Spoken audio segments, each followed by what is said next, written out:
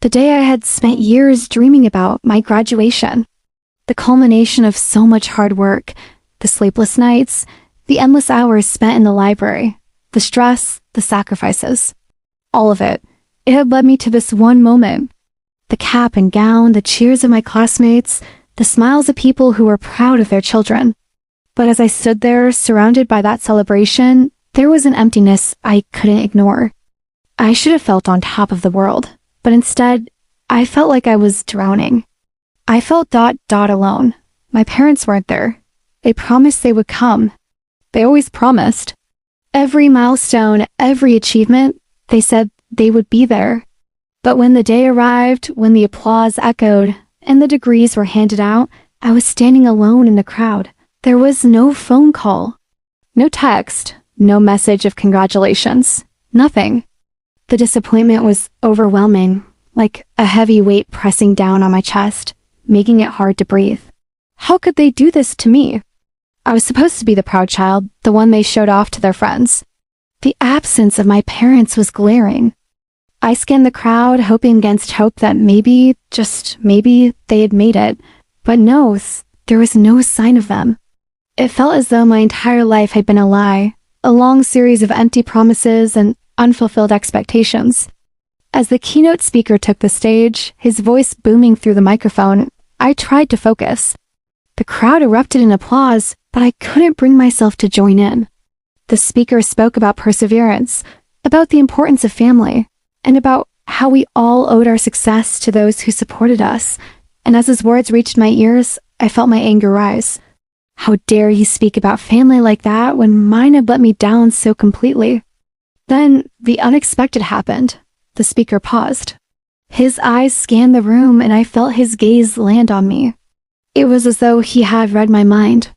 "There's someone here today," the speaker said, his voice loud and firm, "whose parents have chosen not to be here. Not because they couldn't be, but because they didn't want to be. They promised they would come, but they're nowhere to be found. Let's take a moment to think about what that must feel like." I froze. A chill ran down my spine. My heart stopped. My throat went dry. The room seemed to shrink around me as the speaker's words hung in the air. Every single person in that auditorium turned to look at me. He had just called them out by name, my parents.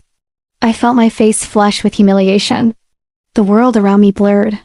My ears rang, but all I could hear was the pounding of my heart in my chest. This wasn't happening. This couldn't be happening. The speaker continued, but I couldn't focus on his words.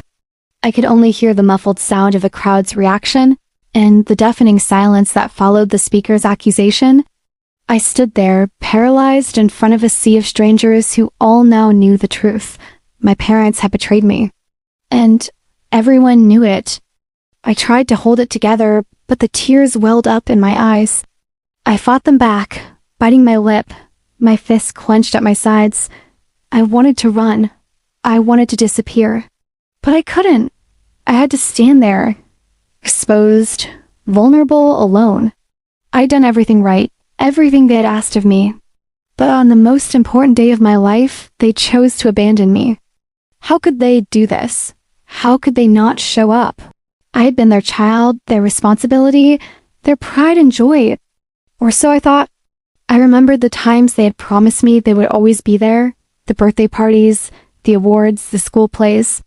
They always said, "We'll be there for you no matter what." But now it felt like a sick joke. They weren't there. They never were. The anger inside me was a slow burn, an ember that threatened to ignite into full-blown rage. I was so angry. I had trusted them with my heart. I'd given them everything, and they had given me nothing. The realization hit me like a wave. They had never cared the way I thought they had. Suddenly, the days spent trying to win their approval felt like a waste. All the effort, all the sacrifices, all the moments of doubt and fear, none of it had mattered. They had never truly been there for me. And now, I was left to pick up the pieces of a broken relationship, a relationship I thought was solid, one I thought would always be there, but it wasn't. The pain was too much to bear. The speaker's words continued to echo in my mind, each one like a stab in the chest. How could they have done this to me? I thought about all the moments we shared, all the times I had reached out for their support, for their love, for their approval. I remembered the first time I was able to say, "I'm proud of you," expecting them to say it back. But they didn't. I remembered the look in their eyes when I told them about my achievements, the lack of emotion in their faces when I succeeded. I had always been searching for something from them: validation, acceptance, love. They had never truly cared. I turned away from the crowd, fighting back the tears. I didn't want anyone to see how much I was hurting. I didn't want anyone to pity me. I could feel the weight of betrayal pressing down on me. It was crushing, suffocating. My mind raced with questions I didn't have answers to. Why? Why had they done this? What had I done wrong? The questions kept swirling in my mind as I left the ceremony. The world around me felt distant, cold, like I was walking through a fog. The sounds of the crowd faded into the background, and I was left alone with my thoughts. The anger inside me started to grow. The sadness, the hurt, the disappointment, it all began to turn into something else. Something darker, something more dangerous. I had been betrayed. I had been humiliated in front of everyone I knew. And I couldn't just let it go. I couldn't forgive them. Not this time. I didn't know what I was going to do yet. But I knew one thing for sure: this was the end. This was the moment I had been waiting for.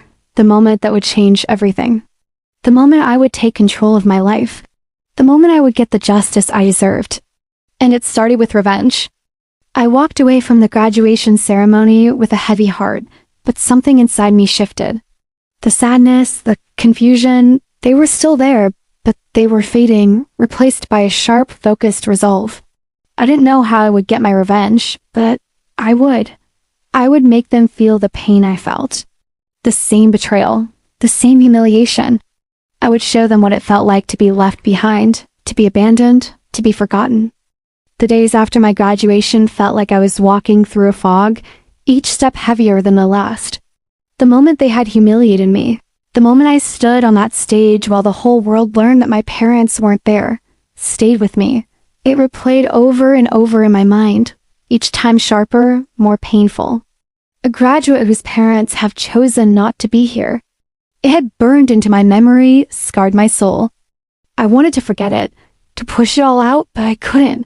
Every time I closed my eyes, I saw the disappointed faces of my peers.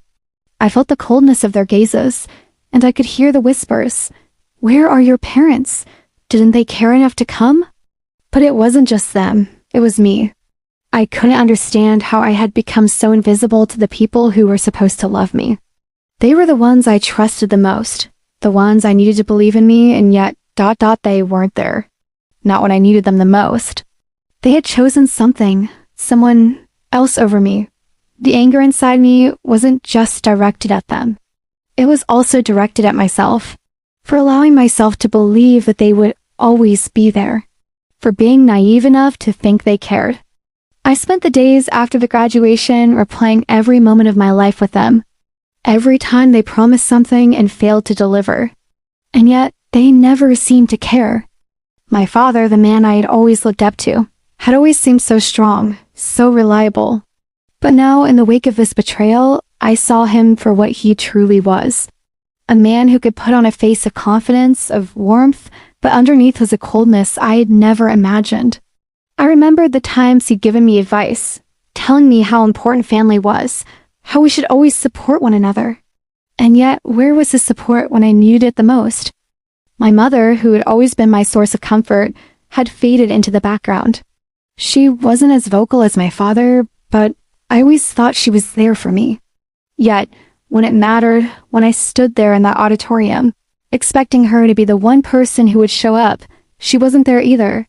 She had let me down in a way I could never have imagined. The weight of it crushed me. In the weeks that followed, I couldn't stop thinking about the betrayal. I tried to go on with my life, tried to focus on my job, on moving forward, but it was impossible. Everywhere I went, I could feel their absence, like a hole in my chest.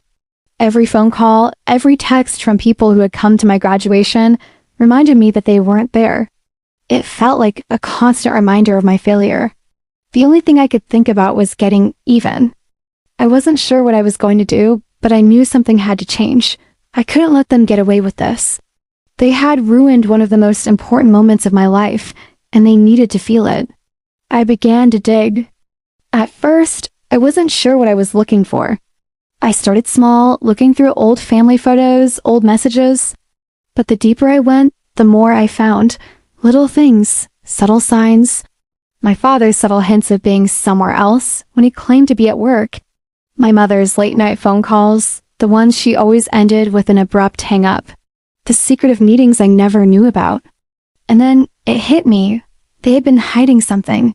Something bigger than I could have ever imagined. My father had an affair. The woman was someone I had never met, but it didn't take long to connect the dots. The messages, the phone calls, the secret meetings. It all lined up. I felt sick. Betrayed not just by my parents, but by the entire life they'd built around me. How had they done this? How had they been able to lie to me so easily, to pretend that everything was okay while they built a life on lies? I couldn't believe it. My father, the man who had always told me to respect others, had no respect for anyone, not even his own family. My mother, the woman who had raised me, who had told me I could trust her with anything, had been complicit in his deception. I wanted to scream. I wanted to confront them, to make them feel the same pain they had caused me. I realized that confronting them directly wouldn't be enough. They wouldn't feel my pain if I just yelled at them. They wouldn't understand. No, I needed to hit them where it hurt. I needed to make them feel the weight of their betrayal, the way I felt it. I began to plan. Slowly, carefully. I needed to be smart. I needed to be strategic. I knew my parents well enough to know that they would never admit what they had done. But I could make them see it. I could make them feel the consequences of their actions in a way they would never forget. I started with my father. I knew he had connections, people he trusted, people who would be able to help me. I wasn't going to play dirty, but I wasn't going to let him off easy either. I began to gather evidence, little bits of information that would expose his secrets. I knew exactly how to use it. I had the power, but as the days passed, something else began to stir inside me. The anger, the rage began to fade. It was still there, deep down, but it wasn't consuming me anymore. I was thinking clearly now. I could see the situation for what it was, a broken family, a shattered trust, and the need for something, some form of closure. I had a plan, but the more I thought about it, the more I realized that the revenge I was seeking wasn't just for me. It was for everyone who had ever been betrayed, everyone who had been made to feel invisible. I had to do this. Not just for me, but for the truth. And yet I still felt the weight of it. The guilt. The sorrow. How could I exact my revenge without becoming like them? How could I hurt them without losing a part of myself in the process? I wasn't sure I had the answer. But I knew one thing for sure. They had to pay for what they had done to me. They had to understand the pain they had caused. And as I walked out the door that night, I knew it wasn't the end of the story. It was just the beginning. The plan was set in motion. The pieces were falling into place.